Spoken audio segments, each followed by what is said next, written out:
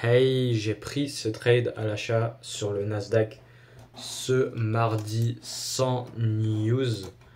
Pour le trade récap, on est toujours dans ce MMBM ici que je vous montre sur le 4 heures avec ce côté de gauche qui se fait plutôt agressivement en retraçant sur cette BC. Et ce que je vous ai dit, c'était que pour faire la variation, va falloir imprimer pas mal de price action pour l'envelopper entièrement, cette belle bougie baissière qui forme le côté de gauche de ce MMBM pour mon biais bullish.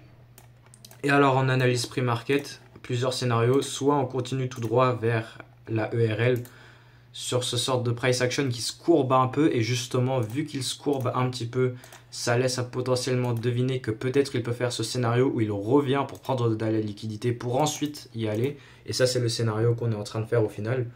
Ou alors il MMSM complètement et se retourne à partir de là pour si le IPDA il veut le faire tout simplement. Voilà, on anticipe tous les différents scénarios et il MMSM complètement vers le bas. Donc au final, moi j'ai pris un trade pour le scénario direct. Au final, on est en train de faire le scénario ascendant. On est revenu sur l'OB et il y a un peu de la... Ouais, je sais plus, mais en tout cas, l'achat là-dedans, il est pas assez bon. Et le trade que j'ai pris là-dedans, c'était bon. Ok, il y avait juste le fait que, vu que le price action, il commençait à se courber, le scénario qui s'est fait au final aujourd'hui, je m'y attendais, mais j'ai quand même pris le trade parce que mon setup est là. Et moi, tout ce que je peux dire, c'est que j'ai pris une perte probabilesque. Donc sur le H1, il y a ce gap sur lequel on maintient. On a ces deux bas. Celui-là, il se faisait déjà sweep. Mais on est venu sweep ce bas. Clôture H1 au-dessus, c'était bien. À l'intérieur de ça, là, ce gap, à l'intérieur de cette IFVG, à l'intérieur de... On tape sur cette order block. Sur le 4 heures aussi, order block. Ensuite, il y a quoi d'autre? Ouais, en tout cas, PDA, HTF, sweep de liquidité. SMT divergence avec le S&P 500 qui lui est venu prendre le bas asiatique. Ah non, je regarde là. Ouais, le bas asiatique il est ici, vu que forcément au moment du récap, il y a plus de price action qui s'est développé. On a ce sweep, le bas asiatique sur le S&P 500, alors que le Nasdaq il l'a pas fait, ça fait une SMT divergence.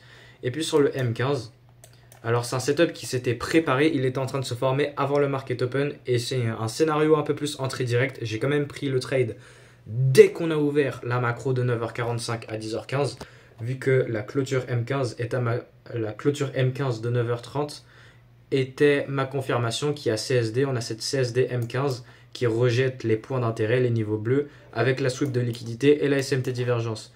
Sur le 5 minutes, nous avons le mouvement de manipulation. Ici, ça c'est 9h. Ok, on a eu ce mouvement de manipulation. Donc moi, je voyais ce type de profil de marché où le setup, pas profil de marché, mais le type de setup où on se prépare avant 9h30 et on utilise 9h30 pour y aller, quoi. On a eu cette IFVG CSD.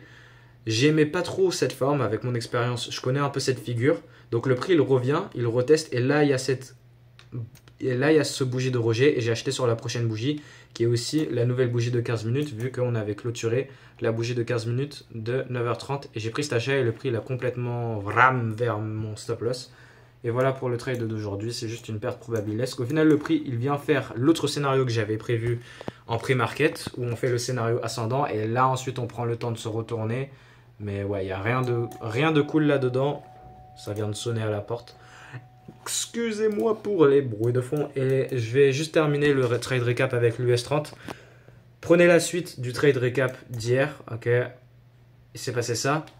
Toujours à l'intérieur du MMBM, et je visais la continuation, mais j'ai pas pu prendre de trade là-dedans parce que c'était pas assez bon pour moi et j'étais en cours.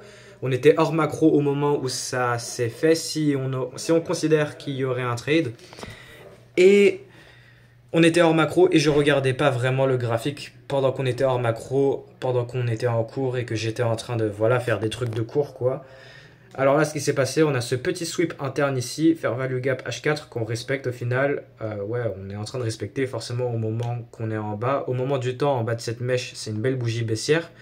Mais on respecte la gap avec l'order block, sweep interne, première cible, deuxième cible. Et là, le prix est en train d'y aller pour la simple continuation de bullish. Là, jusqu'à là, bon scénario. En réalité, c'est un très bon setup. Tout ce que je peux dire, c'est que ouais, c'est un bon setup. Il y a cette SMT, moi j'aimerais bien l'élément du sweep, mais on a un sweep ici, comme je vous ai montré. Sur le H4 aussi, c'est un sweep. On a un sweep H4. H1 aussi. SMT divergence avec le S&P 500 qui lui est venu manipuler le bas de la journée précédente. Et là ici on se retourne pour faire ce MMBM. Mais, gros mais, ma confirmation se fait hors macro. La confirmation serait 7 CSD ici. Là voilà, j'ai expliqué le trade d'aujourd'hui, j'explique juste ce qui serait le trade sur l'US 30. Mais regardez l'heure. Genre, là on est 9h45, mais on est un petit peu haut. Et moi je veux que mon stop loss soit en bas, voilà. Et je faisais juste pas trop attention, pour être honnête, on était en cours 1. Et voilà, hors macro, je check pas trop. Là le 2R il aurait pas vraiment été touché, mais voilà, ça aurait été un trade gagnant. Juste on était hors macro. Sinon, bon, ouais, bon setup sur l'US 30, mais j'ai pas pris ça. J'ai pris le trade sur le Nasdaq. Voilà pour le trade récap d'aujourd'hui. Un peu long, désolé, mais vas-y, salut.